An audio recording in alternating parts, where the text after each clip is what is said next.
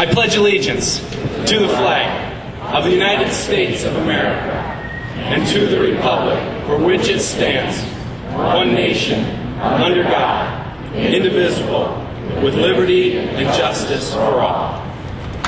And the reason we're here today is because that is the closest thing to each of our hearts. It's the most dear and precious thing to each of us, that we can worship God not just in our churches on Sunday, but with our lives every day.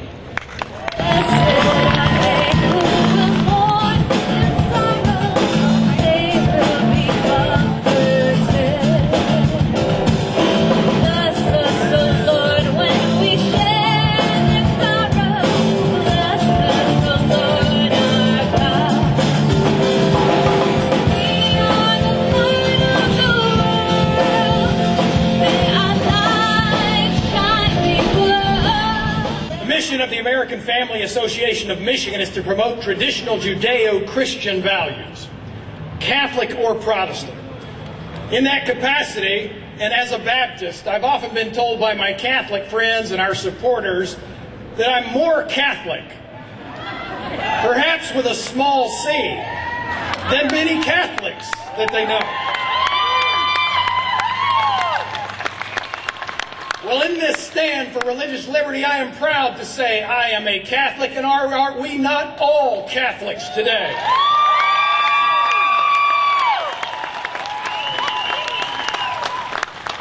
People may have differing views about the issue of birth control, but that's irrelevant, because that's not the issue today. We don't have differing views about abortion. Terminating the lives of prenatal children should be illegal in all 50 states.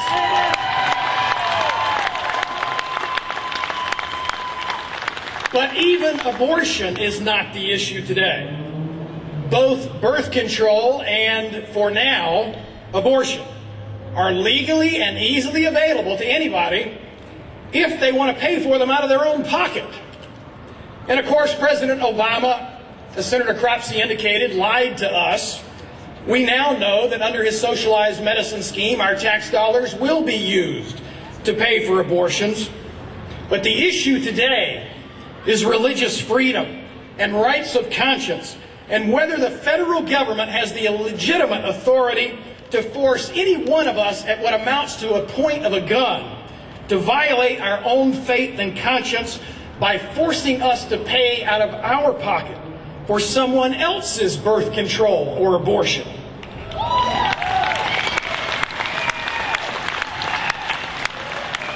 That includes being forced through our tax dollars to pay for Planned Parenthood's war on women. And if words mean anything, the word war means and includes loss of life. And who is it that's guilty for terminating the lives of millions of prenatal children, including women, who defend the right of abortion even if it's for the purpose of making sure that a girl isn't born as opposed to a boy? Thomas Jefferson said, "To compel a man to provide funding for the propagation of opinions he disbelieves is sinful and tyrannical." And if that's true of opinions in which we disbelieve, certainly it's all the more true of actions in which we disbelieve. This issue's gone even further. Censorship. When the White House censored the ability of the U.S. Conference of Catholic Bishops to communicate with members of the United States military. This attempted tyranny over our very souls may not and should not and shall not and cannot stand, or the America we know and love will not stand.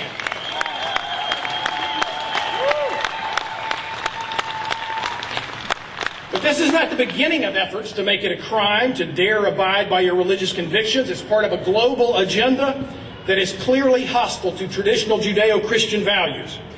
Catholic priests in Ireland threatened with 6 months in jail under the Incitement to Hatred Act if they read a letter from the Vatican in their own pulpit saying marriage should remain between a man and a woman.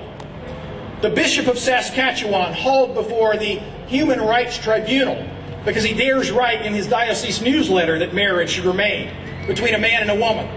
Catholic charities in Boston and Illinois told that they must refer children for adoption to homosexual couples, or they are prohibited by law from referring children for any adoptions at all.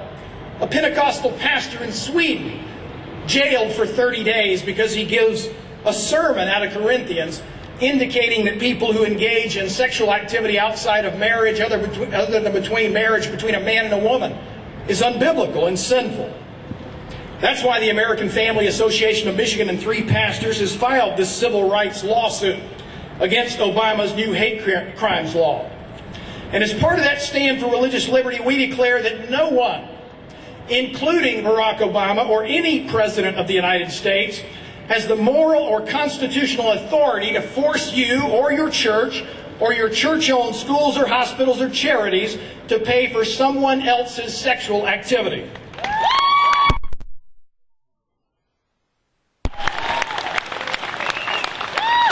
The claim that someone has a right to that type of funding is, as with 20 million more Americans on food stamps under this administration, an even further expansion of the entitlement mentality that is so un-American on so many levels. A rejection of personal responsibility. I'll do whatever I please and you'll be forced to pay for it. No matter how wrong or immoral you believe it to be, your conscience, your rights are irrelevant. But it doesn't end there. For those who aren't concerned about this outrageous assault on faith, witness President Obama's fallback position when the heat got too hot. He said Catholic hospitals and universities wouldn't have to pay directly for birth control or abortifacients, but insurance companies would be forced to provide that coverage free of charge. Tell me, where did that authority come from? Where in the Constitution does the President or any arm of the government have the power to dictate that a private company will be forced to provide a good or service to anyone who claims a right to it and be forced not to charge for it, to give it away for free? If he has that dictatorial power, where does that end? Can he force General Motors to give everybody who wants one a car free of charge? Well, since the government owns General Motors, maybe he can. But I think that's found in the Constitution right after the part that gives him the power to force us to buy health insurance. Ask yourself this question. If 6 months before the election, this president is willing to poke your eye, poke his finger in the eye of the Catholic Church on a matter of religious conscience, 6 months before he has to face the voters, which of our liberties will be secure after he wins another term and doesn't have to worry about facing the voters? None at all. I was raised by a World War II Marine. I knew I'd get it. My dad survived the attack on Pearl Harbor. Last December, he was alive. My wife and I took him and my mom to Hawaii. I stood in the same spot in the same street. He remembered standing at 19 years of age, shooting at Japanese airplanes. He was wearing a purple lei on December 7th of '02. It identified him as a survivor in the memorial services. And because my former staff sergeant, Dad, James R. Glenn, had that purple lei, I saw a Major General of the United States Marine Corps and admirals and captains and lieutenants salute him. We found his best buddy's grave. They'd gone out the night before to a movie, got their pictures taken with a hula girl. The next morning, my dad's best buddy from Basic was killed on the Oklahoma. And his gravestone had his birth date and his death day, and it indicated that on December 7th, 41, he was to the day 17 and a half years old.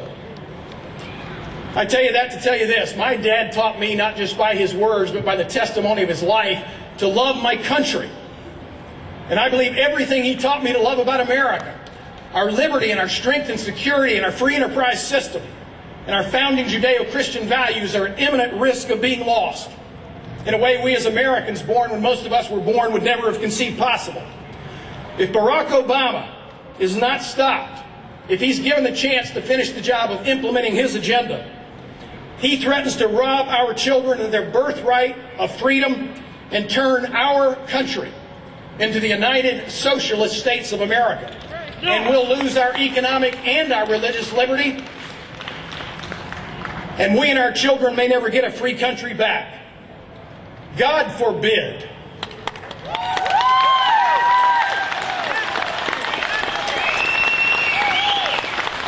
God forbid and God forgive us if we fail to fight for our children's freedom as those who came before us fought for ours.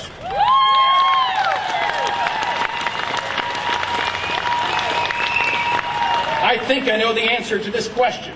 Are you willing to stand and fight?